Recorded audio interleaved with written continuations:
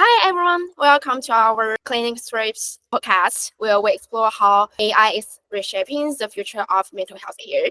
And today I'm very excited to be joined by Sara Reisi-Dehkordi, and she's the CEO of NEWSELF, a cutting-edge mental health platform that blends AI with evidence-based therapy tools to support both clinicians and clients. So Sarah's background spans research, product development, and inclusive design, and it with a strong emphasis on participatory approach, particularly for a neurodiverse population like children with ASD. So her workplace ethics and also the empathy and innovation at the center of how we build AI for mental wellness. Sarah, thank you so much for joining us today. Hi, Stacey. Thank you so much for having me. I'm really happy to be here. Okay, so we can start by exploring the heart of NEWSELF. So how does NEWSELF utilize AI to emphasize or to enhance the therapy experience for both clients and therapists? And what inspired you to focus on these intersections of technology and mental health? Mhm. At NewsElf, I have to mention that AI is not here to replace human therapists. It's here to support both the therapist and the clients. We use AI to track emotional patterns between sessions to help therapists save time and to give users more ongoing support when they need it most. I'm building something that is like a bridge that bridges the gap and makes support more consistent, human-centered, and accessible. Okay, perfect. It's such a powerful way to frame it.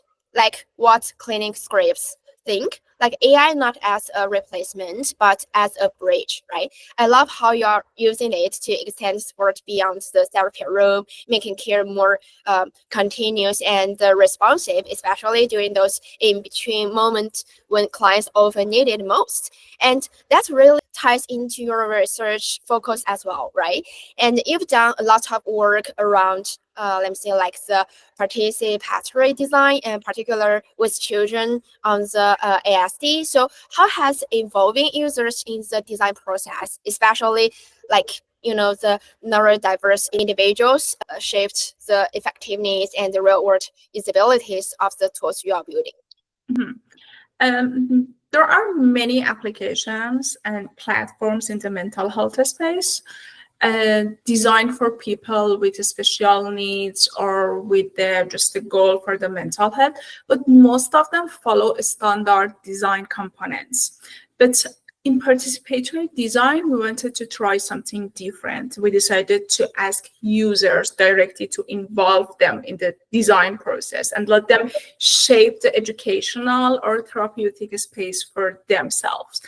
This had a huge emotional impact on users. They felt important, heard, and valued. They were not just using a platform, they were helping build their own platform.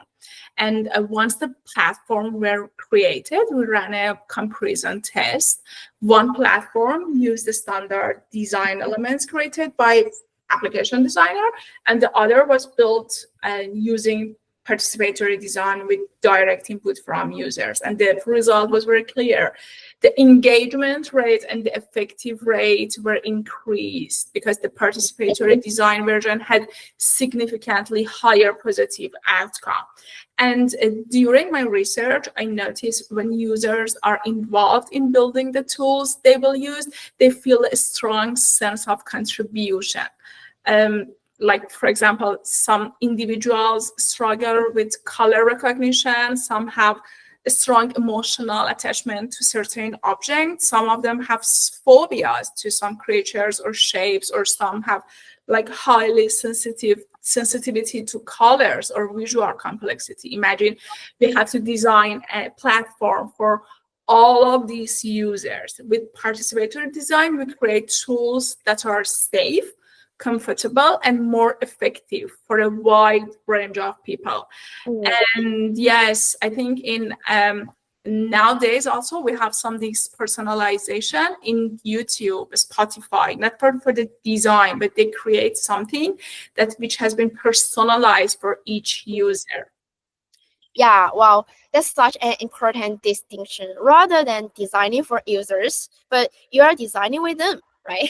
Yes. And that shift makes sense, like make all the difference, especially when supporting communities where one size fit all just doesn't work. And well, let's shift gear a bit. So one of the things we hear often from therapists is how much time and energy gets a lot, and in like the admin and documentation tasks. But like NEWSELF aims to reduce those burden. And how does AI play a role in easing the administrative load for clinicians? And how does that ultimately impact the quality of care they can improve? Mhm.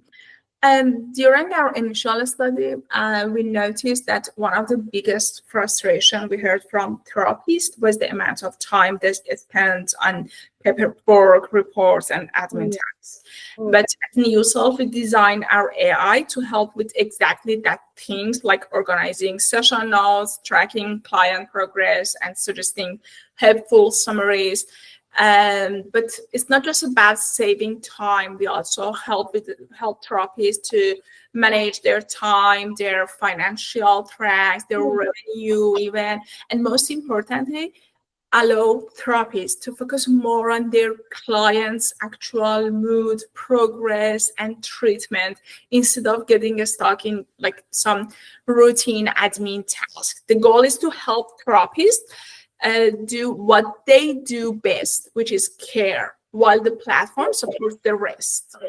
Yeah, exactly. Yeah, I really agree with you because when AI can handle the structure and tracking, it allows therapists to stay more present and focus on the relationships, not the paperwork. So, Exactly. of course, yeah, when we talk about AI in mental health, ethics becomes a key concerned. So, what steps does NewSelf take to ensure ethical AI development, especially when it comes to data privacy and also the bias and like to maintain trust between users and the system? Mm-hmm.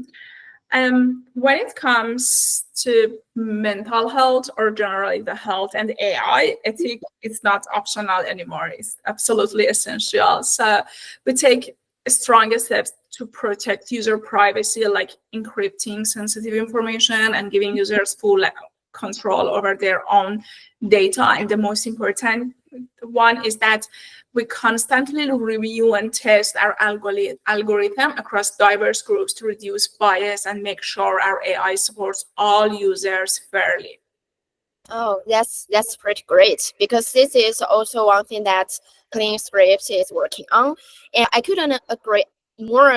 As in a space as sensitive as mental health, privacy and transparency aren't just nice to have; they are non-negotiable. So it's great to hear that NewSelf is building with the level of accountability from the group up. So let's end on forward-looking notes. So when you think about the future of AI in mental health, especially in creating more personal, like the more personalized care experience, so what development are you most excited about? Well, I think with AI, we are entering a new era where AI can help make maybe mental health care much more adaptive and personalized. Instead of offering general advice, AI can respond to how someone is feeling in the moment, giving suggestions, resources, or even alerts when emotional patterns shift. Yeah, What's exactly. important is that this technology remains respectful and grounded in real human needs. It's not just about speed or automation. It's about creating a space for people to feel seen, supported, especially when they are not in therapy. And yes, I believe AI isn't just about having funny conversation with ChatGPT or creating. It's about possibilities when we use it with care, empathy, and responsibility. Yeah, like your vision is so compelling because I agree that AI that's not just responsive but emotional attuned. So offering it can offer timely support while still reflecting the person behind the data, and it really captures what we are all working toward. And for example, like the personalized, ethic, and the human-centered mental health care. So yeah, Sarah, thank you so much for sharing your journey and insight with us today. So what you are building at NEWSELF is an inspiring example of how AI and FC can coexist. And it really actually strengthens each other. And to everyone listening, thank you for tuning in to our podcast. And if you like to hear more conversation like this or explore how AI is supporting therapists through smarter documentation tools, be sure to follow us and check out our work at the CliniScrips. Until next time.